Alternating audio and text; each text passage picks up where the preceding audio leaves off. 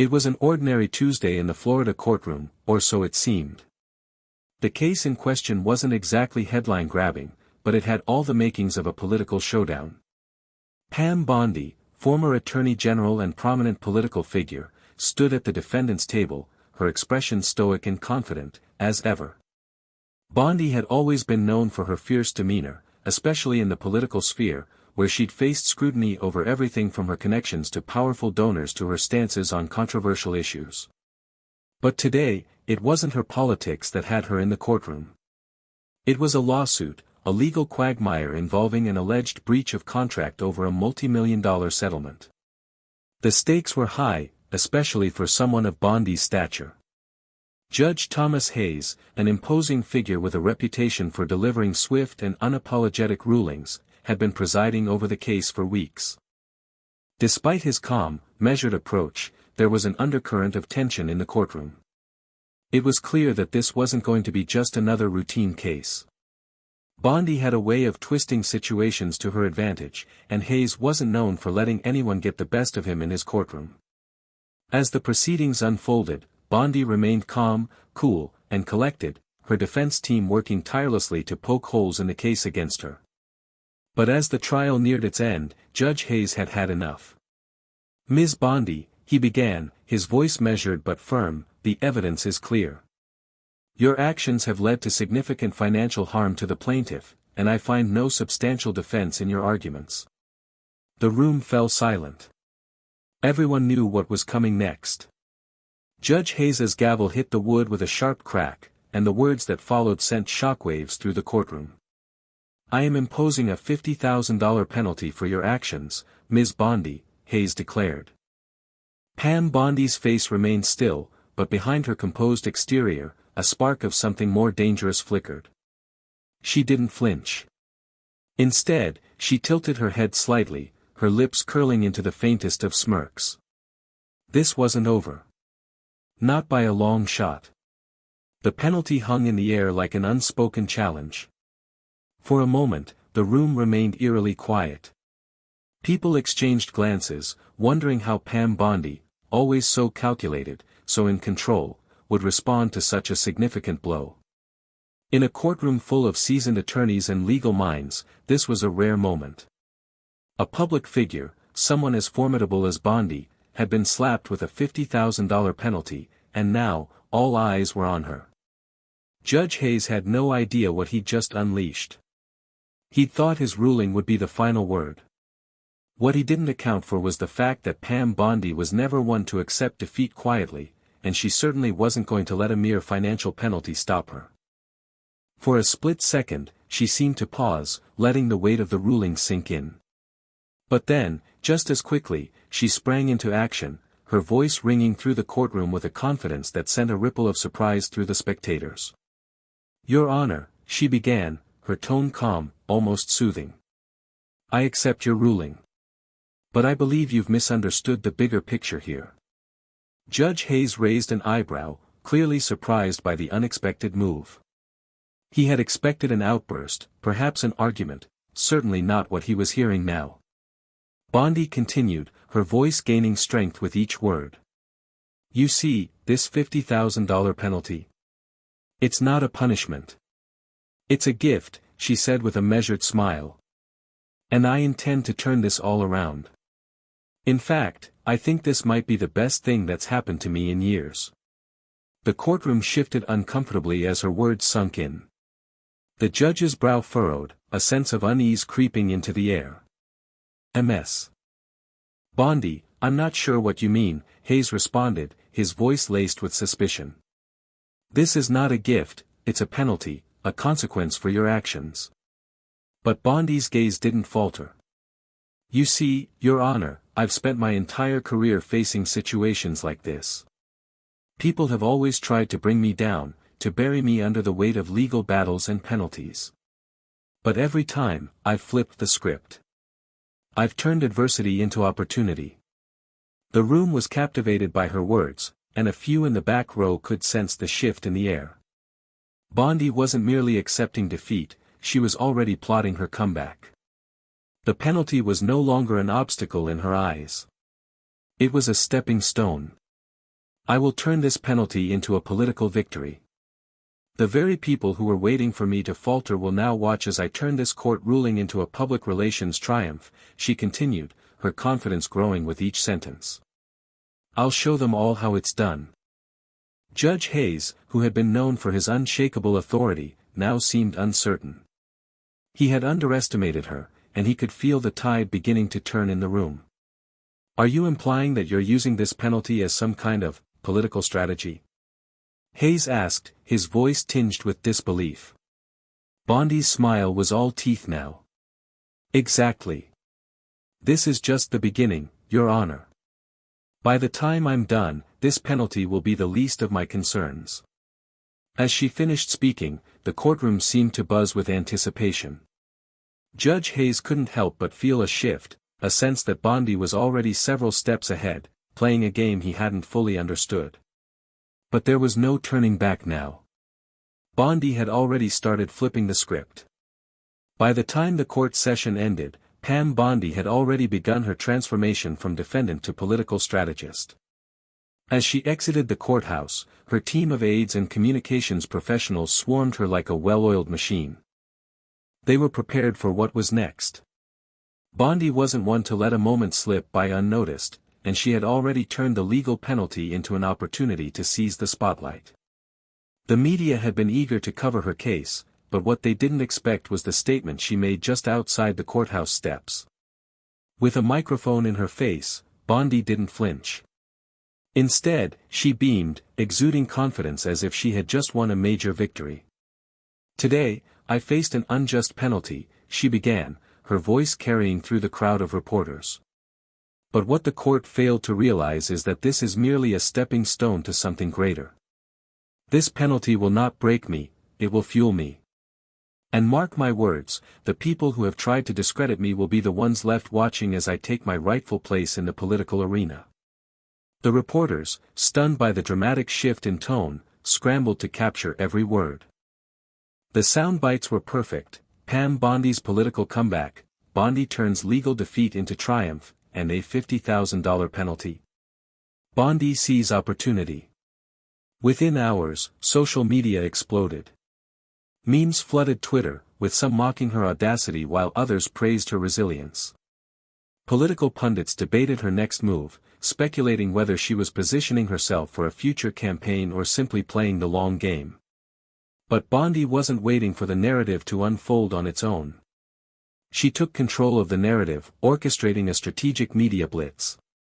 Press releases hit every major outlet, framing the penalty as a victory in disguise, a challenge that she would overcome to rise stronger than before. Bondi's social media accounts were reactivated with fierce statements, personal anecdotes, and high-energy videos showing her walking into her office, full of determination. Outspent, outmatched, but never outworked, she posted in one tweet, paired with a video of her preparing for the next phase of her campaign. Her political allies quickly rallied behind her, voicing their support on every platform, while her detractors began to look for ways to criticize her newfound narrative. Bondi had taken something that was meant to break her and turned it into a rallying cry. The $50,000 penalty, initially seen as a sign of her legal downfall, had now become a symbol of her perseverance. The media, for all their initial skepticism, were now following her every move. Even in the halls of power, whispers began. Could this be the beginning of Bondi's political resurgence? Had she orchestrated this whole thing from the start? Regardless of the answer, one thing was clear: she was back, and this time, she was on a warpath. The phone calls from political donors started pouring in, eager to back someone who had proven her ability to flip the script, who could take a public defeat and turn it into a spectacle of triumph. In the weeks that followed, political operatives and media personalities lined up to interview her, eager to know how she had pulled off what many would call a masterclass in damage control. Yet, for all her outward success, one thing remained: Judge Hayes had no idea what he had unleashed. His ruling, meant to be the final word, had only ignited a political firestorm. And Bondi wasn't done yet. The days following Bondi's courtroom victory felt like a whirlwind. Her media campaign was reaching new heights, with coverage appearing on major news networks and social media platforms, both praised and critiqued. Pam Bondi was everywhere, on talk shows, in opinion columns, and even on late-night comedy shows, where her resilience was turned into a punchline. But no one could deny one thing: she had turned a $50,000 penalty into a political spectacle. As Bondi's star rose in the public eye, a quiet storm was brewing behind the scenes. Political operatives, those who had initially written her off after the case, now started to reconsider their positions. Was this really a comeback story, or was it something more? Had Bondi planned this all along, using the legal penalty as a stepping stone to bigger ambitions? It was only a matter of time before speculation turned into action. Bondi's inner circle, which had once been cautious about her political future, now began to push her to take more calculated risks. They saw a window of opportunity, an opening in the political landscape where she could seize control and run with it. Late one evening, Bondi sat in her office, a glass of water in front of her, reviewing the headlines from the day. Her press team had made sure she was prepared for any questions, her social media accounts were meticulously curated, and her upcoming events were carefully selected. Everything was in place. She leaned back in her chair, taking a deep breath, allowing herself a rare moment of reflection. The past month had been a whirlwind. The penalty had been a blow, yes, but she'd known from the start it was more than just an obstacle. She had recognized the potential for a larger play, and now the world was watching. Her phone buzzed, pulling her from her thoughts. It was a message from one of her trusted political allies, Derek Peterson, a well-connected strategist who had been in the game long enough to know how to play the system. "Pam, we need to talk. There's an opening. A big one. You know what I mean." She typed back quickly. "Meet me at the office tomorrow. I'll be ready." The next day, as planned, Derek arrived early, a manila folder in hand. The moment he entered her office, he didn't waste time with pleasantries. He opened the folder, revealing a set of documents and a detailed map of the political landscape. Bondi raised an eyebrow. "Talk to me, Derek. What's the opening?" He tapped the folder. "There's been chatter about a special election. A seat in Congress that's about to become vacant. The timing couldn't be better. You've got momentum. The penalty, the media blitz, the public sympathy. You could take that seat, no one's even paying attention to it yet." Bondi's eyes lit up. This was exactly what she needed. She had the name recognition, the media presence, and now, thanks to the penalty, a narrative of redemption and perseverance. It was all aligning perfectly. She ran her fingers over the map on the table. "This could work," she said, her voice filled with the certainty of someone who had already made up her mind. "I'll run. Let them underestimate me." Derek smiled, sensing the same confidence. "You know, Pam, a lot of people are thinking that you've got a strategy for everything. If you can pull this off, you won't just be back, you'll be more powerful than ever." Bondi's mind was already working. She wasn't just going to run for a congressional seat. She was going to make sure her victory was not only a political comeback but a statement. She would turn the entire process into another victory lap, using every tool at her disposal, her media presence, her political savvy, and the very penalty that had once been meant to break her. The $50,000 fine would be a footnote in a much larger narrative. "I'll do it," she said decisively. "But we do this my way. Full control. Full media. Full strategy." Derek nodded. "I wouldn't have it any other way." By the time they left her office that afternoon, the decision had been made. Pam Bondi was no longer just a former attorney general trying to recover from a legal setback. She was a political force, and the battle for the vacant congressional seat was about to become a stage for her grand return. The firestorm had only just begun. Pam Bondi's congressional campaign didn't just happen. It was an orchestrated spectacle, a masterclass in modern politics. In less than a week, her team had mobilized, setting up campaign headquarters, hiring strategists, and preparing a media blitz that was unlike anything the district had seen. The first official rally was scheduled for a Friday evening, and the atmosphere was electric. Bondi had managed to frame her entire campaign around the narrative of her legal persecution and triumphant comeback. To the voters, this wasn't just about a politician seeking a seat, it was about a woman who had been knocked down and refused to stay down.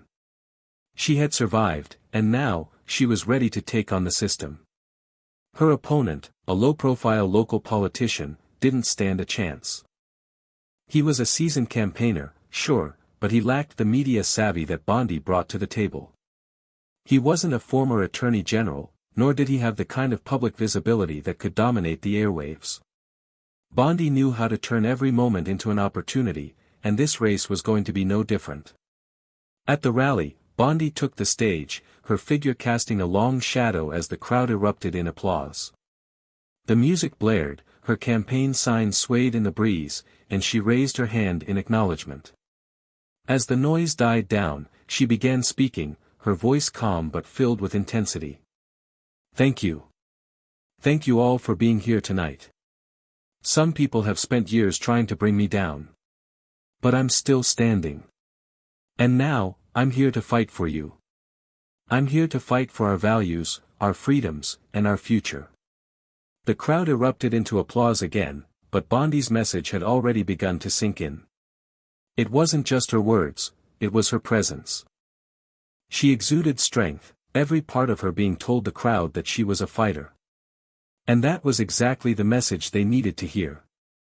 As the rally continued, media outlets broadcasted her every word. Political analysts on TV began speculating that Bondi wasn't just running for a seat, she was running to reshape Florida's political future. The story of her $50,000 penalty became a cornerstone of her campaign narrative. Her critics, who once saw it as a sign of her downfall, were now being forced to grapple with the reality that she was using it to fuel her rise. Meanwhile, her opponent, a local state senator named Kevin Grant, seemed increasingly irrelevant. While Bondi commanded the media's attention, Grant's rallies were subdued, his speeches lackluster. He was playing the old-fashioned political game, focusing on policy details and local issues. But Bondi wasn't interested in that kind of fight. She was playing for the spotlight, for the emotions of the people, and for the media that could elevate her. Over the next few weeks, the media frenzy around Bondi's campaign only grew. She made calculated moves, appearing on conservative talk shows and national news networks, making sure to present herself as both a victim of a flawed system and a formidable force. Her rallies grew larger, the crowds more energized. She embraced her role as a political outsider, even though she had been in Florida politics for years. Bondi wasn't just running to win, she was running to make a statement. Her narrative was simple: anyone who tried to stop her would only fuel her rise. The more they attacked, the stronger she became. The $50,000 penalty was now a symbol of defiance, a battle scar she wore proudly. She was an underdog with the strength of a titan. On the night of the first debate, the tension was palpable. Bondi walked onto the stage like a seasoned gladiator, while Kevin Grant, standing across from her, appeared stiff and unprepared for the storm she was about to unleash. As the debate unfolded, Bondi tore into her opponent with precision, her words cutting through the air like a sharpened blade. When you've been in this game as long as I have, you learn that the biggest challenge isn't the people trying to knock you down, she said, her voice filled with conviction. The real challenge is learning how to use their attacks against them. I've turned every setback into an opportunity, and I'll do the same for you, the people of this district. You deserve a fighter, someone who's been through hell and came out stronger. The crowd erupted into cheers. Kevin Grant stood silently, his face flush with the realization that he had no answer to her relentless strategy. That night, Bondi gained even more ground. News outlets reported that she had decimated her opponent in the debate. Even her critics had to admit that she had a unique ability to turn every moment into a victory. It was clear now, Pam Bondi was no longer just a politician trying to recover. She was a force of nature, and the political establishment was on notice. The momentum of Pam Bondi's campaign was undeniable. With each passing day, her political stock rose, while her opponent, Kevin Grant, floundered in her wake. Yet, as Bondi's star continued to rise, a backlash was brewing, a storm of criticism from both her political rivals and certain factions of the media. The right-wing pundits who had once applauded her for turning the $50,000 penalty into a campaign asset were now starting to question her true intentions. Rumors began to swirl that Bondi's campaign wasn't about public service at all, it was about personal ambition, about reclaiming the political power she had lost in the aftermath of her legal battles. There was talk that she was a political opportunist, using the system's failures to prop up her own brand. And then, of course, there were the more traditional voices in the establishment, the ones who saw her media blitz as a shallow ploy. These critics didn't buy into the narrative of her comeback. They saw her as a self-serving figure, manipulating the public's emotions to secure a political seat. The $50,000 penalty that had been her rallying cry was now being framed as a symbol of desperation. But Bondi wasn't fazed. In fact, she seemed to thrive under the scrutiny. If anything, the attacks only added fuel to her fire. Every criticism, every insult, only gave her more material to work with. She would take every jab and twist it into another victory. In politics, she knew, it wasn't the punches you took that mattered, it was how you made your opponent feel when you hit back. The next phase of her campaign was a calculated counterattack. Bondi, ever the media strategist, decided to embrace the very criticisms being thrown at her. Rather than shying away from the accusations that she was a political opportunist, she owned it.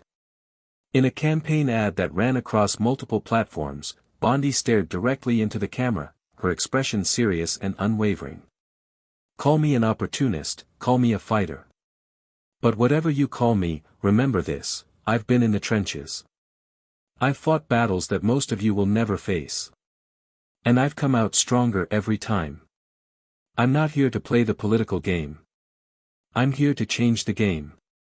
The ad was a masterstroke, a defiant declaration that, for Bondi, the game had never been about political purity.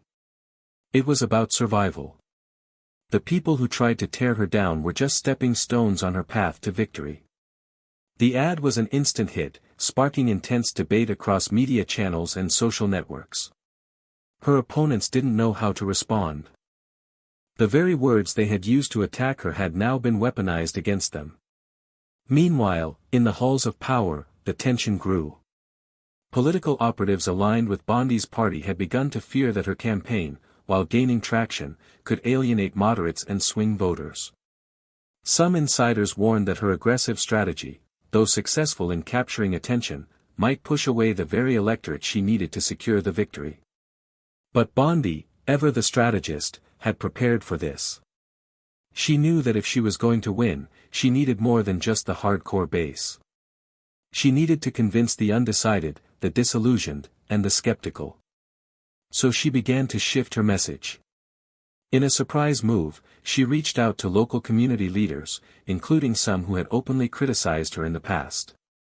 She arranged meetings, not with the goal of winning them over immediately, but to make it clear that she was listening. She was going to show the people that, despite her fierce reputation, she was willing to engage.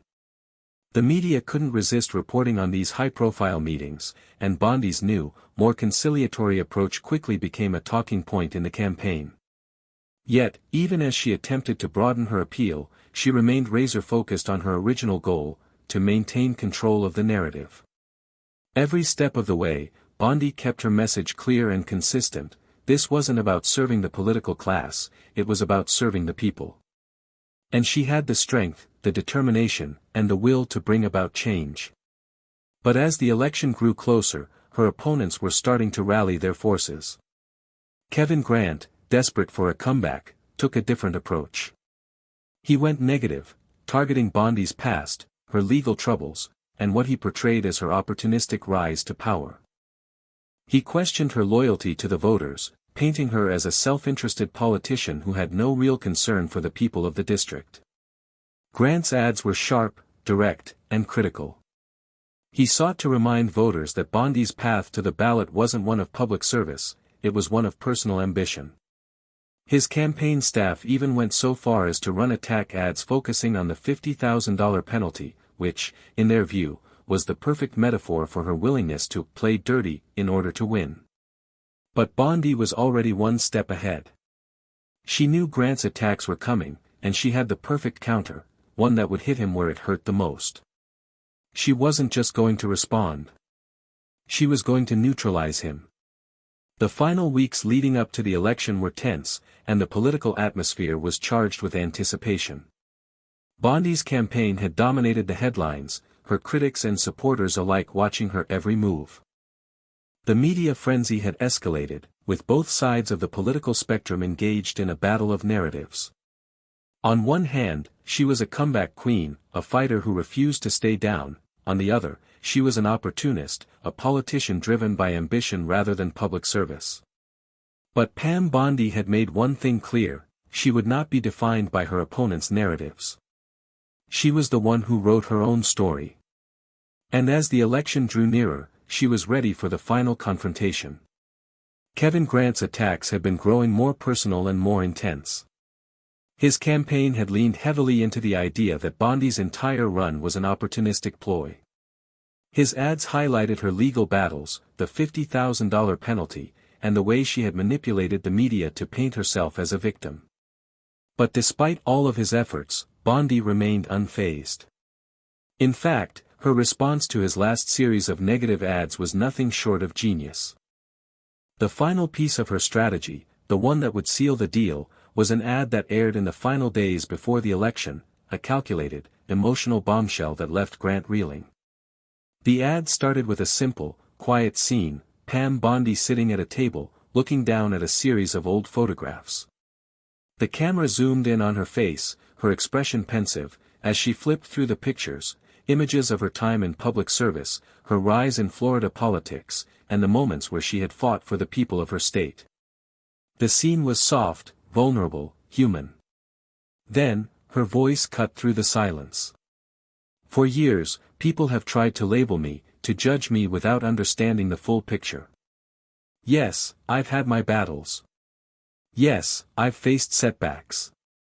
But I've never stopped fighting for you. I've never stopped working to make this state better. And that's what I'll keep doing, whether you're with me or against me." The camera then shifted, showing her surrounded by a crowd of supporters, a diverse group of people from all walks of life: workers, parents, students. They were all listening to her speak with passion and conviction. "I'm not here to play the political game. I'm here to fight for you. I'm here to make sure your voice is heard. And I'll never back down from that fight." The ad ended with her standing at a podium, smiling confidently, looking directly into the camera. The screen faded to black with her simple message: "I'm Pam Bondi, and I'm here to fight for Florida. Are you with me?" The impact was immediate and undeniable. The ad was everywhere. Social media buzzed with excitement. News outlets replayed the footage over and over, analyzing every word. The message was powerful: Pam Bondi wasn't just a politician running for office, she was a fighter who had weathered storms and come out stronger every time. Her critics had failed to break her; in fact, they had only made her stronger. Grant, caught off guard, scrambled to respond. But it was too late. Bondi had successfully reframed the entire election. No longer was it a battle about a $50,000 penalty or past mistakes, it was a battle about who would truly fight for the people. And Bondi had made it clear that she was the only one who had the strength, the resilience, and the will to do so. On election day, the results were decisive. Pam Bondi won by a landslide. Her victory wasn't just a personal triumph, it was a statement. The people had spoken, and they had chosen the fighter who would never back down. Bondi's win was not just political, it was cultural. It was the moment that proved that in today's world of politics, strength, resilience, and the ability to control the narrative were just as important as policy proposals. The aftermath of her victory was chaotic, as political analysts scrambled to understand the full scope of her success. They couldn't quite pinpoint exactly what had turned the tide: was it her media genius, her defiant attitude, or simply the sheer power of her message? The truth was, it was all of those things. Pam Bondi had pulled off one of the most unexpected, powerful political comebacks in modern history. But for Bondi herself, the victory was just the beginning. The stage was set for her next move, whatever that would be. The political world now knew one thing for sure: Pam Bondi was a force to be reckoned with, and she wasn't going anywhere. The script had been flipped, and this time, she had written the ending.